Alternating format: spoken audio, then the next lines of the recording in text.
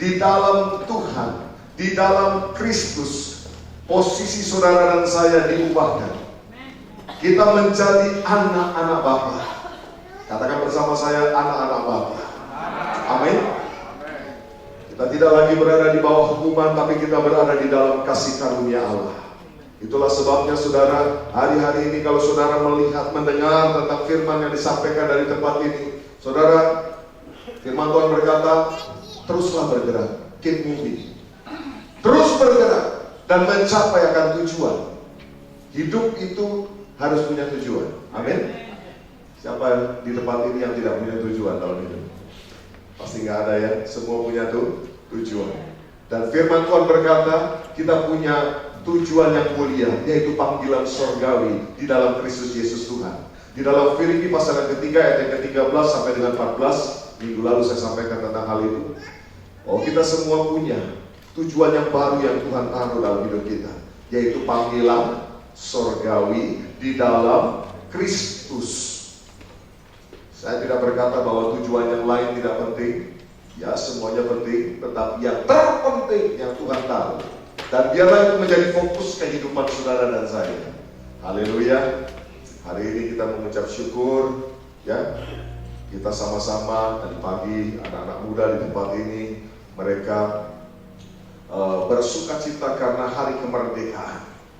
Ya. Kita tanggal 16 saudara ya. Hari kemerdekaan. Bukan, ya. Besoknya hari kemerdekaan. Ya. 16 Agustus tahun 45. Besoknya hari kemerdekaan kita. Jadi hari ini 16, besok hari kemerdekaan. Tapi sukacita kemerdekaan tetap ada di tengah-tengah kita. Berikan kemuliaan meriah bagi Allah kita. Haleluya. Nah, saudara dikasih oleh Kristus sebagai orang-orang yang sudah dimerdekakan, apalagi dimerdekakan di dalam Tuhan. Mari saudara, kita isi kesempatan yang Tuhan berikan ini dengan sebaik-baiknya. Kita mengerjakan bagian yang Tuhan percayakan dalam hidup kita. Kekasih Tuhan, tema khotbah saya pada sore hari ini adalah Going Forward with Your Calling. Artinya apa? Teruslah maju di dalam panggilanmu. Katakan bersama saya, terus maju di dalam panggilan. Amin. Haleluya. Kita semua adalah anak-anak Allah. Kita semua dipanggilnya dari semula. Kita semua dipilihnya dari semula untuk masuk di dalam tujuan hidup tadi. Dan mari kita terus bergerak. Bergerak maju with your calling. Ya, ada satu contoh yang bagus sekali di dalam Alkitab, satu tokoh yang bernama Elia. Saudara, Elia, arti nama Elia itu sendiri bagus. Ya, artinya adalah my God is Yahweh. Artinya apa? Allahku adalah Yahweh. Artinya apa? Di mana saja orang menyebut nama Elia, artinya dia mengakui Allah Israel sebagai Allahnya. Ya, sebab saat itu ada begitu banyak sebutan untuk Allah. Ya, Allah yang lain bukanlah Allahku. Elia berani berkata bahwa my God is Yahweh. Ya, sebab pada waktu itu ada bangsa-bangsa lain menyembah dewa-dewa yang lain, tapi dia nama Elia berarti my God is Yahweh. Ya, berapa banyak saudara juga berkata bahwa Allah saudara adalah Kristus Yesus. Amin. Haleluya. Nah, Elia ini adalah manusia biasa sama seperti saudara dan saya. Tetapi firman Tuhan berkata ketika dia berdoa, sungguh-sungguh dia berdoa 3,5 tahun tidak turun hujan, 3,5 tahun tidak turun hujan. Tapi ketika dia berdoa agar hujan turun, sungguh-sungguh hujan turun. Artinya apa? Doanya meskipun dia manusia biasa, tapi dia berdoa, doanya manjur. Amin. Doanya manjur. Siapa yang kepingin doanya manjur? Haleluya. Itu perlu tahu rahasianya. Kenapa 3,5 tahun dia berdoa dan 3,5 tahun hujan tidak turun? Dan ketika dia berdoa, hujan turun. Kekasih Kristus, satu hal yang pasti, Elia berjalan di dalam panggilannya. Amin. Elia berjalan di dalam panggilan yang Tuhan berikan dalam hidupnya. Itulah sebabnya kemana saja Tuhan utus dia, kemana saja dia pergi, mujizat terjadi. Dan setelah dia doa supaya hujan gak turun, dengar baik-baik, ya, dia ada di tengah-tengah bangsa itu. Jadi ketika dia berdoa supaya hujan tidak turun, dengan kata lain, dia juga pasti ngalami, bukan? Betul? Tapi tenang saja, Tuhan membuat orang pilihannya, orang yang berjalan dalam panggilannya itu berbeda. Tuhan perintahkan begini, pergilah engkau ke sungai Kerit. Sebab sudah aku perintahkan ke sana, burung-burung gagak akan membawa roti dan membawa daging pada waktu pagi dan pada waktu petang. Kerit adalah sebuah sungai kecil, letaknya di sebelah timur sungai Yordan. Sudah dikasih oleh Tuhan, kalau Elia berpikir secara manusia, dia akan lebih memilih sungai Yordan. Mengapa? Sungai Yordan lebih luas, lebih besar, airnya lebih banyak. Sementara Kerit itu cuma anak sungai dari sungai Yordan. Makanya arti kata Kerit sendiri artinya adalah pemisahan. Artinya sebuah anak sungai yang terpisah sebetulnya, kecil. Tapi ke tempat seperti itu Tuhan perintahkan kamu harus ada di sana. Dan apa yang terjadi? Ketika dia ada di sana, dia dipelihara Tuhan. Haleluya. Kekasih Tuhan, ketika kau berjalan di dalam panggilanmu, ketika kau berjalan mendengar akan suara Tuhan, kemana saja kau pergi, di situ ada pemeliharaan Tuhan. Yang setuju berkata yes. Mau dipelihara Tuhan? Pergi ke tempat di mana Tuhan perintahkan saudara dan hiduplah dalam panggilan. Kemudian saudara, bukan saja sampai di Kerit, karena tidak lama kemudian dikatakan sungai itu menjadi kering. Ada yang tanya sama saya begini, loh kok bisa Pak? Tuhan perintahkan ke Kerit kok sungainya malah kering? Saya mau katakan, bagi Allah tak ada yang mustahil. Betul? Mau dibikin banyak airnya bisa, mau dibikin kering bisa. Tapi yang jelas, rencana Tuhan harus digenapi. Haleluya. Dan ternyata dari Kerit Tuhan membawa ke Sarfat. Sarfat artinya tempat pemurnian. Ya memang pada saat itu Sarfat itu sebuah wilayah di Sidon. Itu adalah tempat pemurnian logam. Dan Elia diperintahkan, hei, sudah cukup kamu berada di Kerit, tempat pemisahan. Sekarang kamu ada di tempat pemurnian, pergi ke Sarfat. Dan di tempat di Sarfat, saudara tahu tidak ada famili dia di sana. Tapi apa yang terjadi? Seorang janda sudah diperintahkan oleh Tuhan untuk memelihara Elia. Apakah Elia kenal janda itu? Tidak kenal. Apakah janda itu kenal Elia? Enggak kenal. Tapi sekali lagi, bukan soal kenal atau tidak kenal. Tapi kalau Tuhan yang perintahkan, sesuatu pasti terjadi. Amin. Haleluya. Amin. Siapa pernah ngalami? Malah kau ditolong orang yang saudara tidak kenal. Pernah alami? Amin. Justru orang saudara kenal, saudara pikir bisa bantu, malah menutup pintu. Tapi orang yang gak kenal, tapi karena saudara dengar suara Tuhan, dan orang itu juga dengar suara Tuhan, pertolongan terjadi. Amin. Saya mau katakan kalau saudara berjalan dalam panggilan, saudara berjalan di dalam rencananya Allah, mau kenal gak kenal, ya, pertolongan Tuhan tetap terjadi dalam hidup kita. Di Sarfat dia mengalami yang namanya pemurnian. Luar biasa. Sebagai hamba Tuhan, sebagai nabi Tuhan, dia dimurnikan. Untuk apa dia dimurnikan? Untuk sampai kepada the highest calling, panggilan tertingginya, yaitu dia menyatakan kerajaan Allah atas Israel. Sebab setelah itu perjalanan selanjutnya dia pergi ke Gunung Karmel. Di Gunung Karmel Elia mendemonstrasikan kuasa Tuhan yang luar biasa, sehingga orang Israel berbalik dari Baal, semuanya kembali menyembah kepada Allah Israel, Allah yang hidup. Apa arti Karmel? Kebun anggurnya Tuhan. Saudara, the highest calling bagi saudara dan saya, Tuhan mau supaya kita semua ada di kebun anggurnya Tuhan. Amin. Berapa banyak rindu kau ada di kebun anggur ya Tuhan. Haleluya. Tepuk tangan meriah bagi Allah. Tapi saya mau beritahu, kalau engkau berjalan dalam panggilanmu, engkau berjalan sesuai panggilanmu, tempat di mana engkau berada, di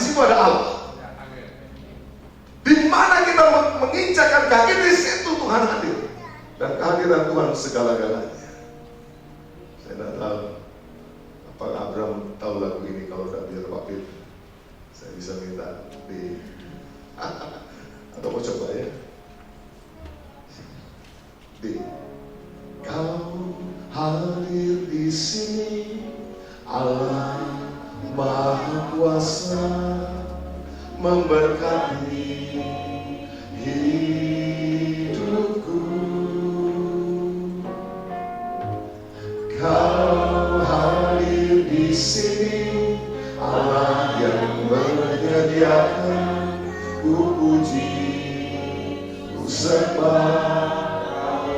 Katakan kau hadir di sini. Kau hadir di sini, Allah Maha Kuasa, memberkati hidupku. Kau hadir di sini, Allah yang menyediakan, ku puji, ku sembah Kau Yesus. Katakan kasih setiamu, kasih setiamu tak pernah berubah. Kau Allahku yang baik, anugerah-Mu Yesus tak berkesudahan. Kau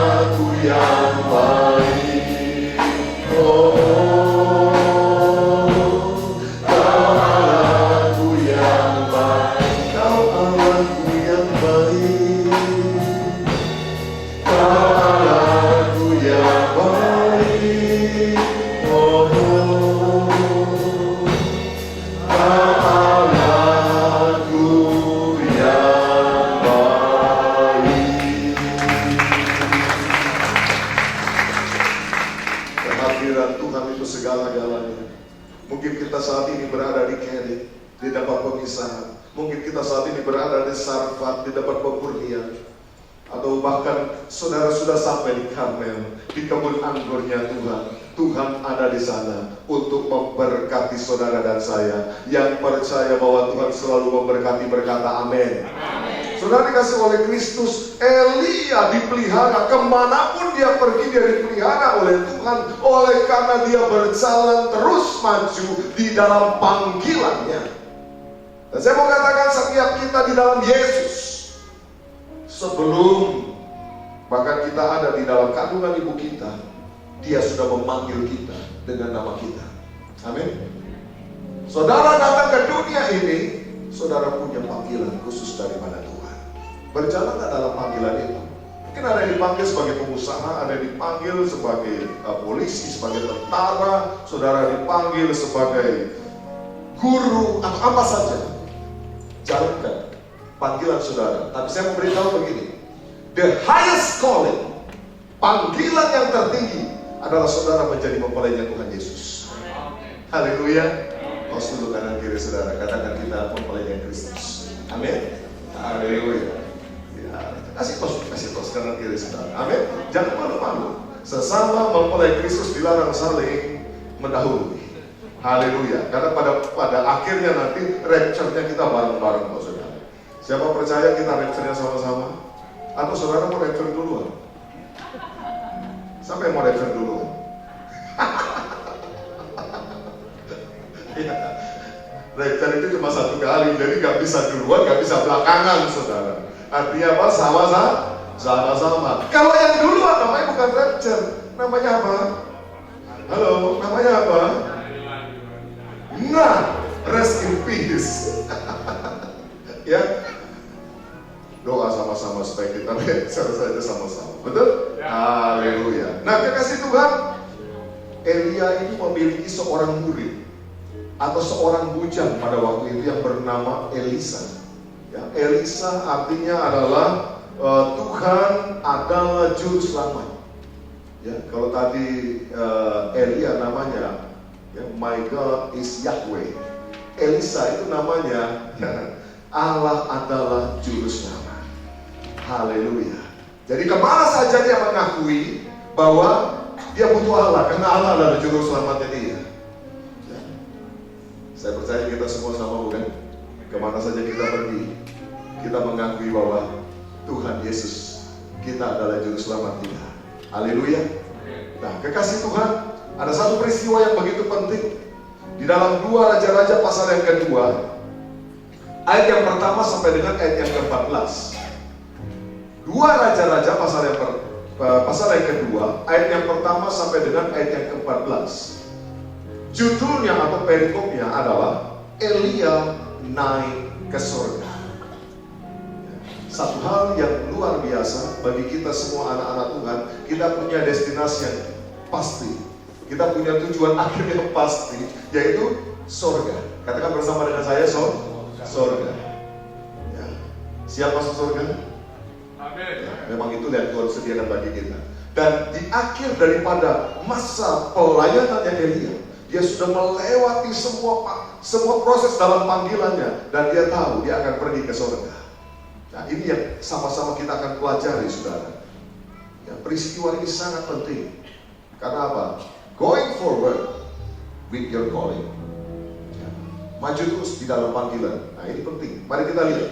Di dalam ayat yang pertama dikatakan, menjelang saatnya Tuhan hendak menaikkan Elia ke surga, dalam angin badai, Elia dan Elisa sedang berjalan dari Gilgal.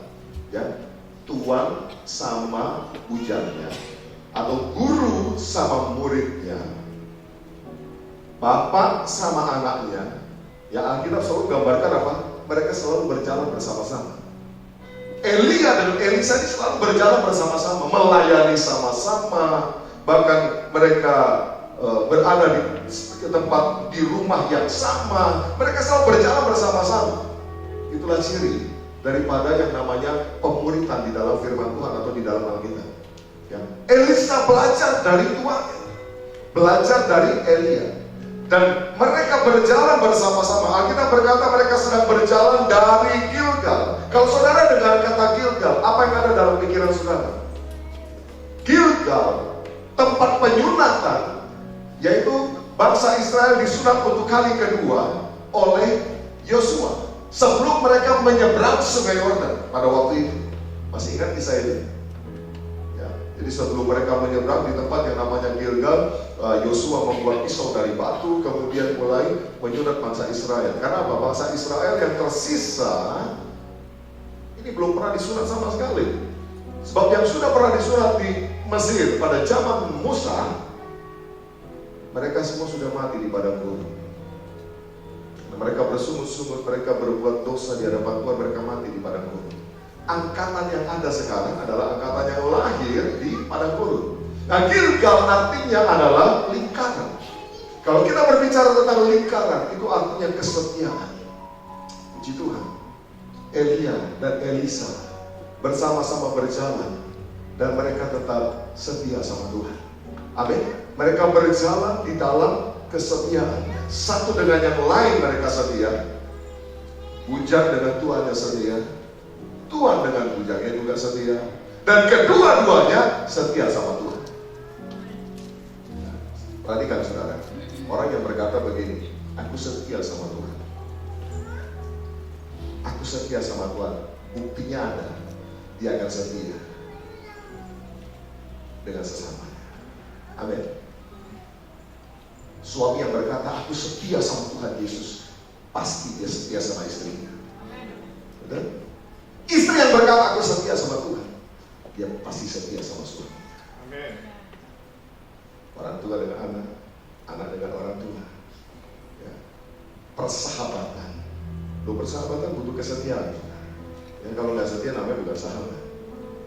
Ya, kalau saudara punya sahabat pasti setia. Dia berkata aku setia sama Tuhan, berarti dia sama sahabatnya juga setia. Ya, setia pegang janji. Kalau janji pasti ditepati. Itu setia. Nah, Elia dan Elisa berjalan dari Gilgal. Ayat yang kedua, berkatalah Elia kepada Elisa, baiklah tinggal di sini, sebab Tuhan menyuruh aku ke Betel. Tetapi Elisa menjawab, demi Tuhan yang hidup dan demi hidupmu sendiri, sesungguhnya aku tidak akan meninggalkan engkau. Lalu pergilah mereka ke Betel. Betel artinya rumah Allah. Dari Gilgal, ya, di Gilgal ini Elia berkata kepada Elisa, sudah cukup sampai di sini, tinggallah di sini. Udah, kamu tinggal di sini aja, sebab Tuhan menyuruh aku pergi ke Betel. Sebuah pilihan yang diberikan kepada Elisa. Ya. Dia bisa tetap tinggal di situ kalau dia mau. Kenapa? Tuannya suruh kok. Kamu tinggal saya di sini. Baiklah. Ya, kata baiklah itu artinya sebuah pilihan. Betul kan? Kalau bukan pilihan, kalau perintah, dia akan berkata gini, tinggal di sini. Gak usah pakai baiklah. Ya, bahasa di dalam Alkitab itu baiklah. Itu berarti sebuah pilihan. Katakan pilihan. Elisa bisa memilih. Enggak, aku gak ikut deh. Aku tinggal di sini aja. Ya, silakan Tuanku jalan sendiri. Kenapa? Aku kecapean. Bisa. Dan tentu saja Elia tidak akan menghukum dia, karena Elia yang suruh kok. Baiklah tinggal di sini. Tapi dia berkata apa? I will not leave you. Aku tidak akan meninggalkan engkau. Demi Allah yang hidup, demi Tuhan yang hidup dan demi hidupmu sendiri, sesungguhnya aku tidak akan meninggalkan engkau. Ini juga satu bukti kesetiaan.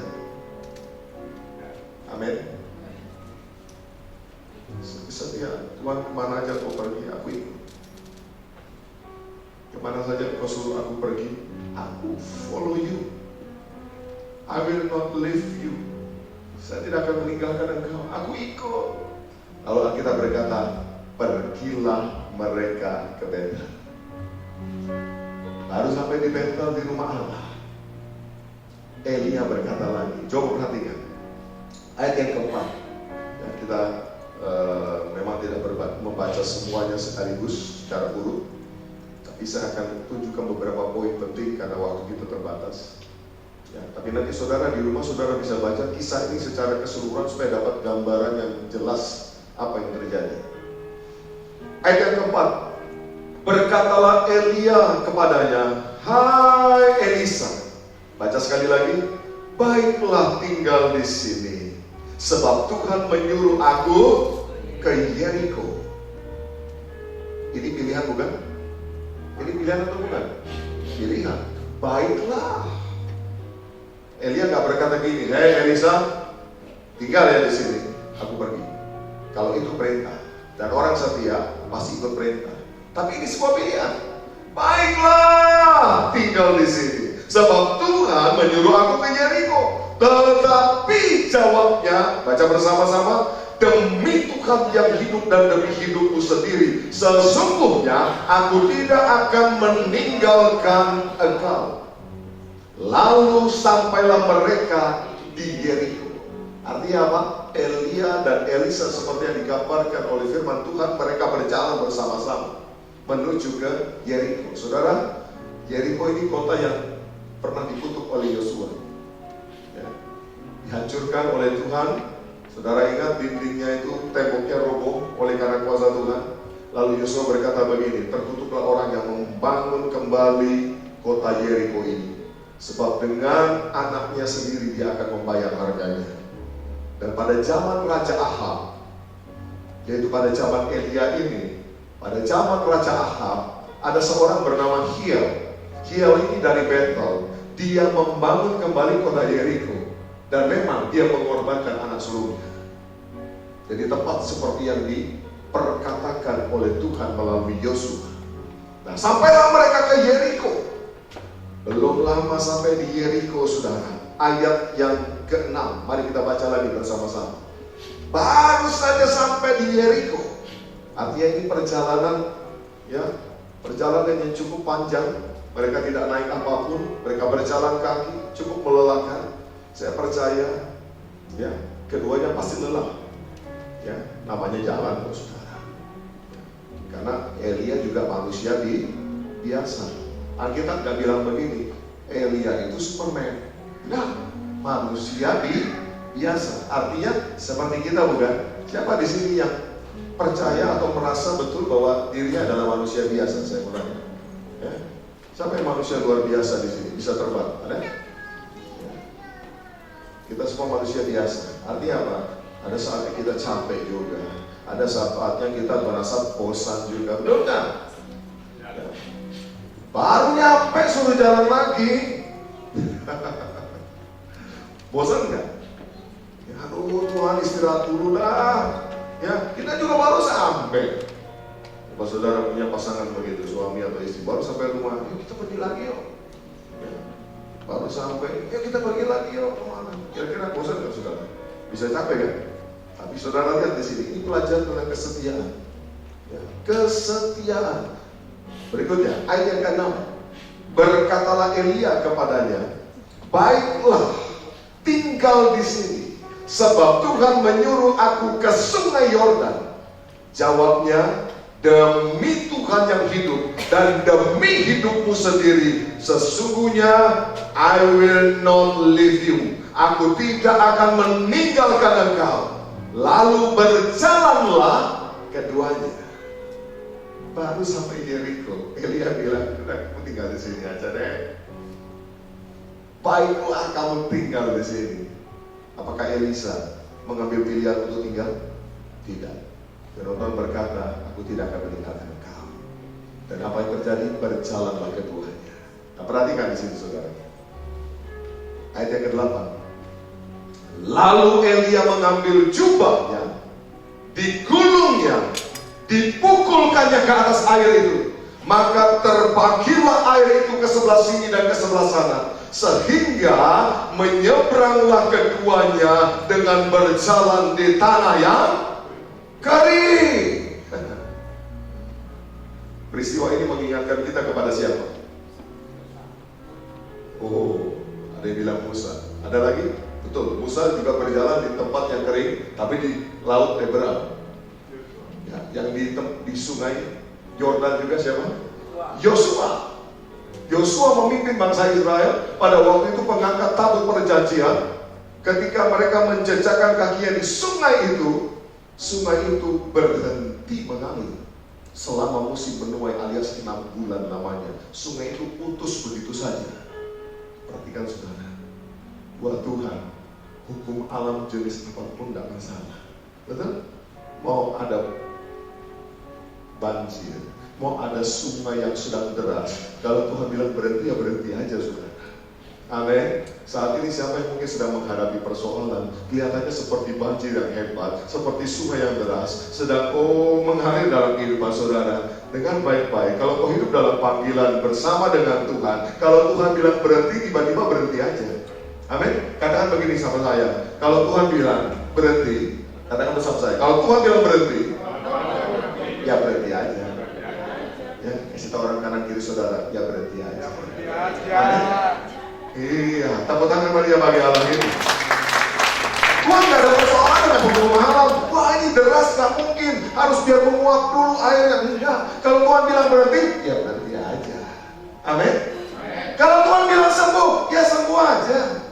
Haleluya. Kalau Tuhan bilang hari ini kau diberkati, ya diberkati saja. Tepuk tangan bagi Allah. Haleluya. Jadi ketika Elia mengambil jubahnya, lalu kemudian dipukulkannya pada sungai itu terbelah saudara, ke sebelah sana dan ke sebelah sini. Maka dikatakan keduanya berjalan di tanah yang kering. Luar biasa, dahsyat. Dan disinilah saudara, setelah sampai mereka di seberang, mari kita lihat, ada satu hal yang menarik sekali, ayat yang ke-9. Dan sesudah mereka sampai di seberang, berkatalah Elia kepada Elisa.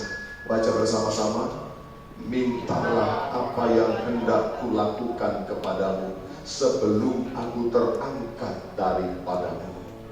Jawab Elisa, biarlah kiranya aku mendapat 2 bagian dari rohmu. Ketika sudah sampai di seberang, biasanya Elia kan ngomongnya begini, baiklah tinggal di sini. Ya, sampai hafal saudara. Kenapa? Dari Gilgal ke Betel, dari Betel ke Yeriko, dari Yeriko ke Yordan, ngomongnya selalu baiklah tinggal di sini. Tapi saat mereka sampai di Yordan, Elia tidak berkata seperti itu. Elia berkata apa? Mintalah apa yang hendak kulakukan kepadamu sebelum aku terangkat daripadamu. Ini bukan sebuah himbauan, tapi ini sebuah perintah. Minta. Ayo minta. Minta. Betul? Mintalah apa yang harus aku lakukan kepadamu. Dan Elisa menjawab, biarlah aku mendapatkan double portion of your spirit. Aku mendapatkan 2 bagian daripada rohmu. Double portion. Kasih Kristus, saya mau tanya, seandainya Elisa memilih untuk berhenti di Betel, atau berhenti di Gilgal, atau berhenti di Yeriko, apakah perintah ini, kesempatan untuk mendapat ini disampaikan oleh Elia?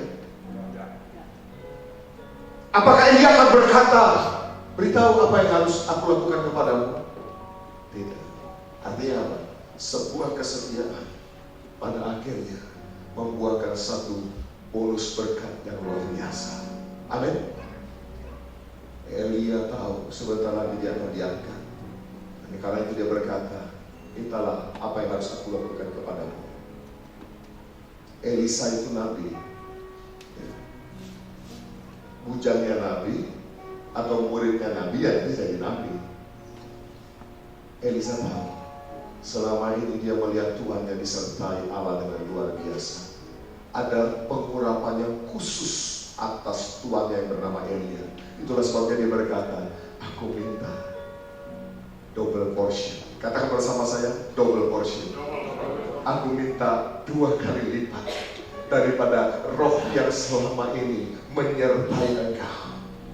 Aku minta 2 kali lipat pengurapan. Aku minta 2 kali lipat berkat itu. Aku minta 2 kali lipat kuasa itu. Aku minta 2 kali lipat. Amin. Elisa tahu hanya pengurapan Tuhan saja yang memungkinkan untuk dia melanjutkan akan panggilannya sebagai nabi Tuhan. Amin.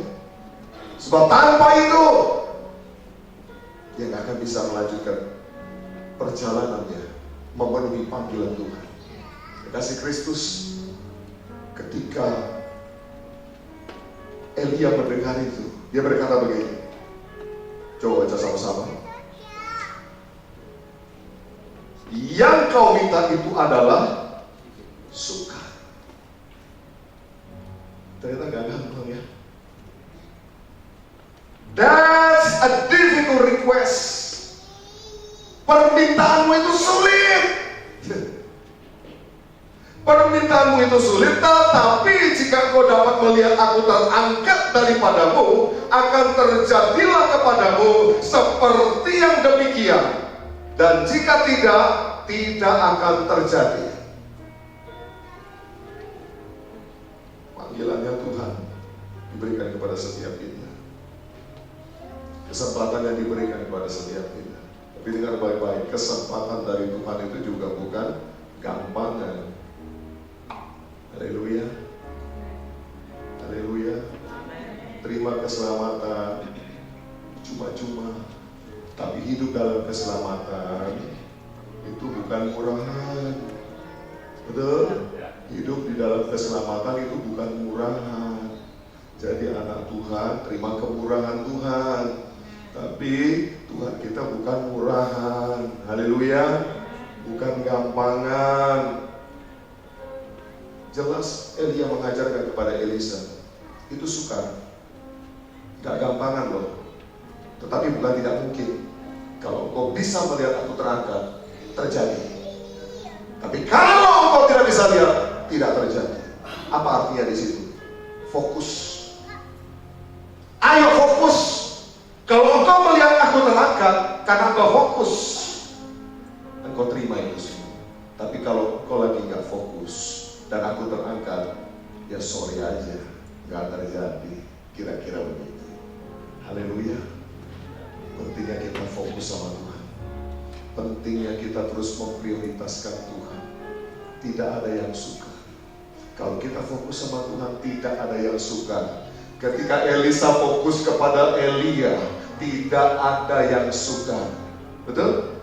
Tapi ketika dia tidak fokus, dia tidak melihat Elia terangkat, maka apa yang diminta itu tidak akan pernah terjadi. Nah, mari kita baca selanjutnya. Sedang mereka berjalan terus sambil berkata-kata, ayat yang ke-11. Tiba-tiba datanglah kereta berapi dengan kuda berapi, memisahkan keduanya. Lalu naiklah Elia ke surga dalam angin badai. Lalu ayat yang ke-12. Baca dengan suara keras. 1, 2, 3. Ketika Elisa melihat itu, jadi saya mau tanya, dia melihat gak? Melihat. Maka berteriaklah ia, Bapakku, Bapakku, kereta Israel dan orang-orangnya yang berkuda. Kemudian tidak dilihatnya lagi. Lalu direnggutkannya pakaiannya dan dikoyakannya menjadi 2 koyakan. Artinya apa? Apa yang disyaratkan oleh Elia, kalau engkau bisa melihat aku terangkat ke surga, itu akan terjadi. Dan Elisa melihat Elia itu terangkat ke surga. Amin. Elia terangkat ke surga dengan kereta berkuda. Dari mana saudara tahu? Ya Elisa ini saksi matanya, makanya dituliskan dalam Alkitab. Betul? Haleluya. Ya, karena pada saat itu kan tidak ada yang lain lagi yang melihat kan dia. Oh, puji Tuhan. Kekasih Kristus, ketika Elia terangkat, Elisa melihat, dia berteriak, Bapakku, Bapakku. Ini teriakan senang apa teriakan sedih, saudara? Hah? Siapa yang bilang senang? Siapa yang bilang sedih? Siapa yang bingung angkat dua-dua tangan? Saudara, kita punya hati nurani, punya perasaan. Ketika kita begitu dekat, suami istri begitu dekat, atau sahabat, kemudian yang satu pergi, sedih nggak? Sedih. Bapakku, Bapakku, rasa kehilangan. Saya percaya Elisa saat itu nggak mikir tentang yang tadi. Dia akan dapat pengurapan double portion, betul? Saudara, come on.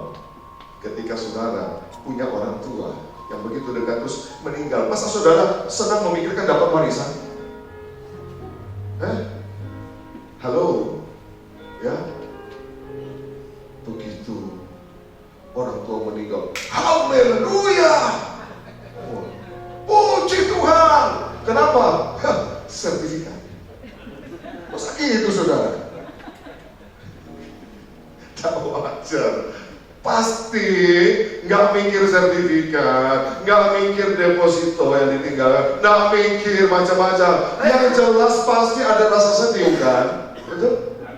Bapakku, Bapakku, kereta Israel dan orang-orang yang berkuda. Bukti bahwa dia sedih apa? Direnggutnya pakaiannya, dikoyakannya menjadi 2. Itu orang sedih. Orang senang gak ngerobek pakaian, saudara? Halo? Masa gak pernah senang? Saudara senang ngerobek pakaian? enggak Pak, malah nggak pakai pakaian. Mungkin begitu saudara. Enggak, saudara, orang sedih itu malah orang saudara itu mengoyakkan pakaiannya, tanda dia duka cita, karena ini sebetulnya kan perpisahan. Tapi satu hal yang menarik, ya, coba baca di dalam ayat yang ke-13. Sesudah duka cita itu, dia baru menyadari ada sesuatu yang telah tertinggal. Apa itu? Baca. Sesudah itu dipungutnya jubah Elia yang telah terjatuh. Lalu ia berjalan hendak pulang dan berdiri di tepi sungai Yordan. Ternyata Elia yang terangkat, jubahnya Elia tidak ikut terbawa, jubahnya itu ditinggalkan di sana. Dan ketika Elisa melihat jubah itu, dia memungutnya, saudara. Dia pungut, saudara. Jubah itu punya sesuatu yang istimewa dalam kehidupan Elisa. Ketika Elisa memegang jubah tuannya itu, bukan kali pertama dia memegang jubah tuannya itu. Dia teringat peristiwa beberapa waktu sebelumnya. Coba saudara lihat dalam 1 Raja-Raja 19. Kita mundur sedikit. 1 Raja-Raja 19 ayat yang ke-19. Setelah Elia pergi dari sana, ia bertemu dengan Elisa bin Safat yang sedang membajak dengan 12 pasang lembu, sedang ia sendiri mengemudikan yang ke-12. Ketika Elia tahu lalu dari dekatnya, artinya lewat dari dekatnya, baca bersama, ia melemparkan jubahnya kepadanya. Kepada siapa? Kepada Elisa. Elisa ini, ya, dia sedang membajak sawahnya, ada 12 pasang lembu, ya. Kalau pakai bahasa sekarang ada 12 traktor, saudara, dan dia bawa traktor ke-12. Tiba-tiba Elia lalu lewat di depannya, lalu Elia itu membuka jubahnya, dilempar kepada Elisa. Just lempar, cuma lempar saja. Saudara lihat apa yang terjadi? Ayat yang berikutnya. Lalu ayat 20, Elisa meninggalkan lembu itu dan berlari mengikuti Elia. Katanya, biarlah aku mencium ayahku dan ibuku dahulu, lalu aku akan mengikuti engkau. Jawabnya kepadanya, baiklah, pulang dahulu dan ingatlah apa yang telah kuperbuat kepadamu. Ini adalah panggilan Elisa untuk menjadi bujang daripada Elia. Ternyata Elia cuma lewat, lalu jubahnya itu dilemparkan. Dan di situ Elisa tahu bahwa dia dipanggil. Amin. Jubah itu dilemparkan begitu saja. Elia nggak ngomong apa-apa. Elia nggak ngomong apa-apa. Dia hanya melemparkan jubah. Dia hanya memberikan sebuah sign, sebuah tanda. Dia hanya memberikan sebuah kesempatan. Dan Elisa tahu. Elisa segera mengambil. Yes, tapi izinkan aku pulang. Istilahnya, aku pamit dulu sama orang tuaku. Setelah itu aku akan mengikut engkau. Saudara dikasih oleh Tuhan.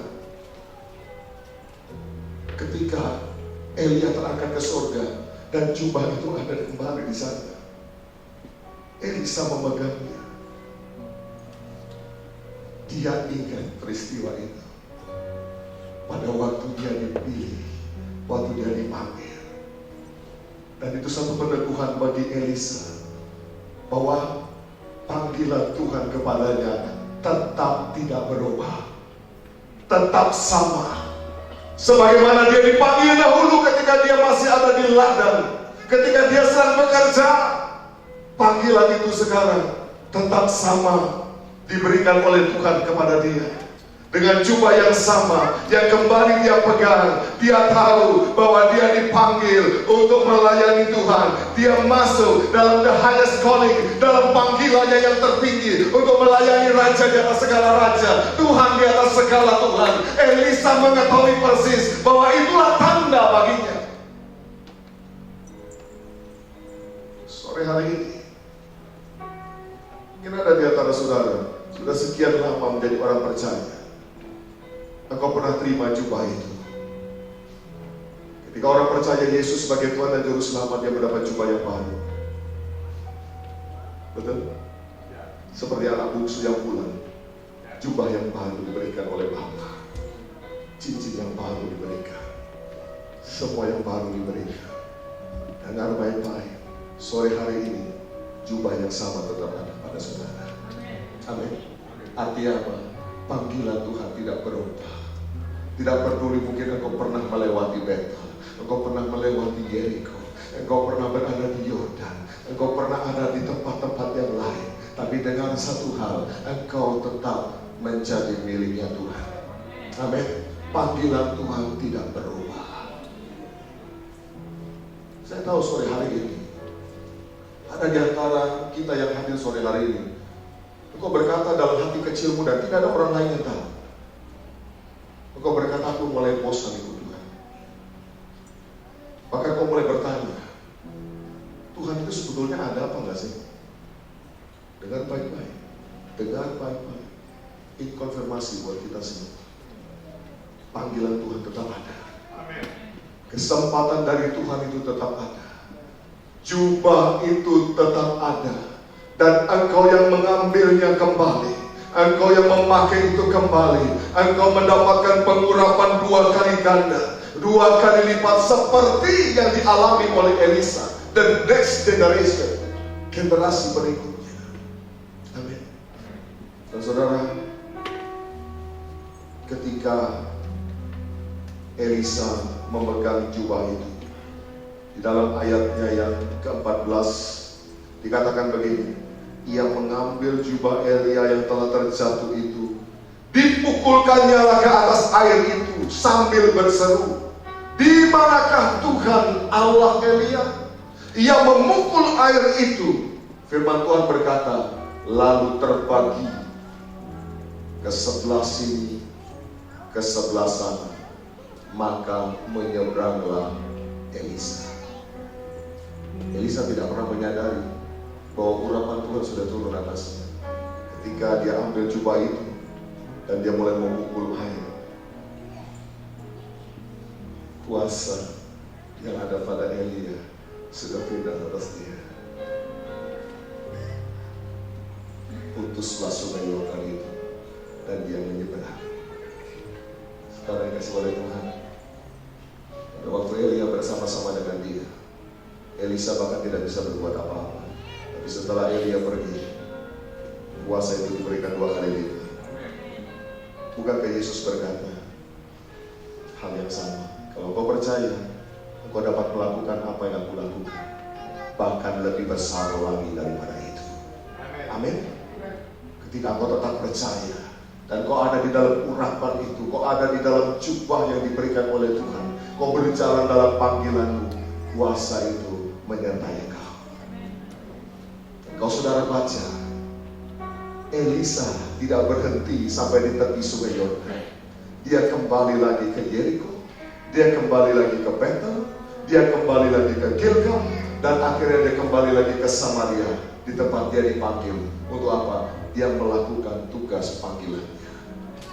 Haleluya. Berapa banyak di antara saudara percaya engkau sudah dipilih dan dipanggil oleh Tuhan? Abraham sendiri. Mari makin berdiri bersama-sama.